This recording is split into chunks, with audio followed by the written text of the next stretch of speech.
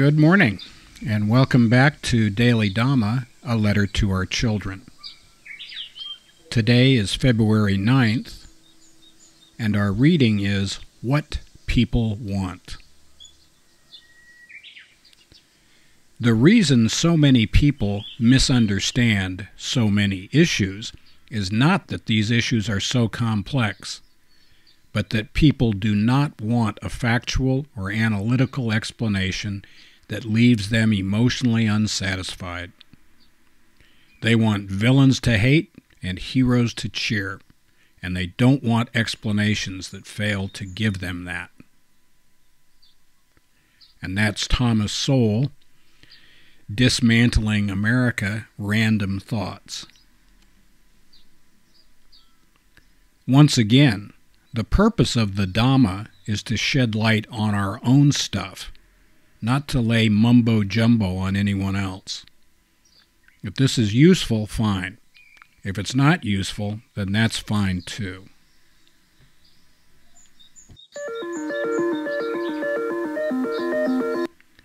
This is just one more reason, not that we need one, to love Thomas Sowell. He has also said in other places, "Don't confuse me with the facts, my feelings are made up." And I'm right with him on that. Especially today, modern people really want something that strokes their ego and makes us feel all warm and fuzzy and superior to other people and like that.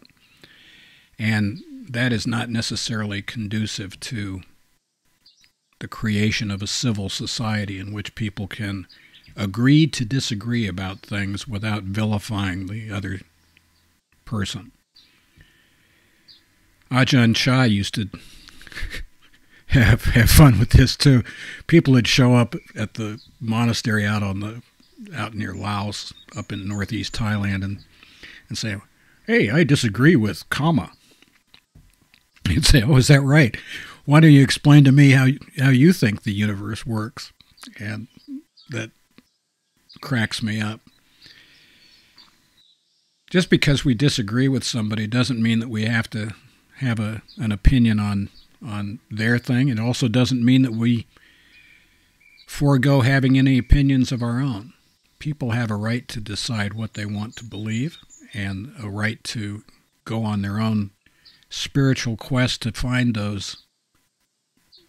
that meaning in their life. So we wish everybody the best of luck with that. Eric Hoffer may have had that in mind when he decided, after his career as a longshoreman for 21 years, followed by his years as a University of California at Berkeley professor, to forego a public career. He said that anybody can ride a train, but it takes a wise man to know when to get off. This puts me in mind of Mrs. Dhamma as well. She doesn't argue with people. We sometimes compromise and do it her way, or other times we compromise and do it her way.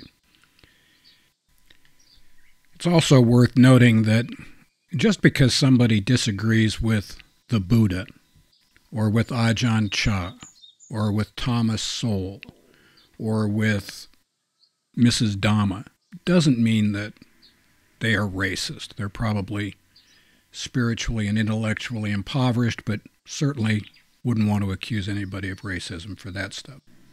So thank you again for coming. We hope that you've subscribed and given us a like if you're so inclined. The books in both paperback and Kindle version are available on Amazon, and we'd love to see you pick those up as well. And happy trails to you until we meet again.